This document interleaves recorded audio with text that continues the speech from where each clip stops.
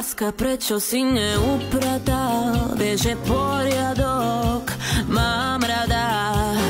Hneď to všetko pôjdem upratať, len túto hru dohrám. 4 dni len sedíš na riči a ja chodím do roboty.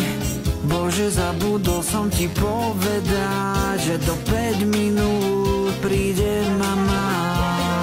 Ahoj, synček, dobrý večer, slečna. Vítajte, mama, dáte si kávu? No ak nájdeš nejakú čistú šálku, tu sa týždeň neumyl riad. Som dosť hlavný, čo si varila, veď vieš, že som nebola doma. Kde sa flákaš, tak kde si bola?